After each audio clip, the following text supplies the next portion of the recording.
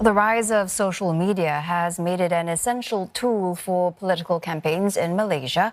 The country's internet penetration rate stands at 96.8%. And with nearly 6 million new voters this year, politicians are going online to woo young Malaysians. But as Tan Si-Hui finds out, views, likes and shares may not necessarily lead to more votes at the ballot box come Saturday. Your voice is gold and power. So one day of voting will determine the future of a country for the next 5 years. That video alone has amassed some 400,000 views on politician Syed Saddiq's TikTok page. And that's the kind of reach he's hoping to get this general election. The fact that for the very first time, about 40% of voters were on the fence is the largest ever in any election.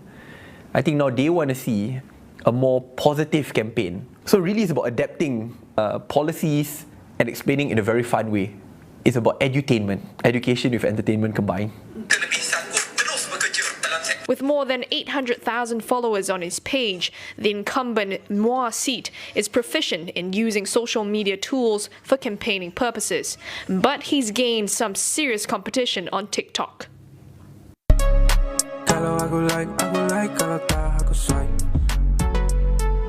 Dalam negara kita hanya orang politik saja yang boleh berpolitik. I think perhaps this is the first time we're seeing a short video platform being used extensively in the campaign. In the past, perhaps politicians were forced to upload longer videos on the more traditional platforms. So short videos probably attract younger voters. There's a 30% increase in new voters after the voting age lowered to 18. And these videos help to simplify messages for first-time voters. One Barisan Nasional candidate is hoping to leverage all of his 125,000 followers on Facebook. That's especially since he's competing in a seat that's a Pakatan Harapan stronghold. And I always say to our people that this is the new battleground because like in Shah Alam, for example, this constitution has about 165,000 voters.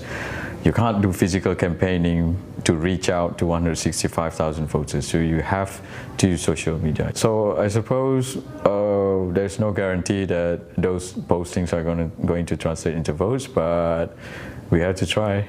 Analysts warn that more views may not necessarily equate to more votes, as speeches that candidates make to supporters won't win any more votes. Other important segments of the population may also be left out of the digital game. Well, I guess it depends on their target voters, right? I guess for parties that solely operate or relying on older rural voters, online presence doesn't really matter. It's difficult to spot young faces at physical rallies like this, or charamas as they call them. But politicians say such charamas still play an important role so that voters can recognize them when they hit the ground running. Yet, physical and online worlds need not stay mutually exclusive with the use of live streaming at such rallies. Tan Si-Hui, CNA, Kuala Lumpur.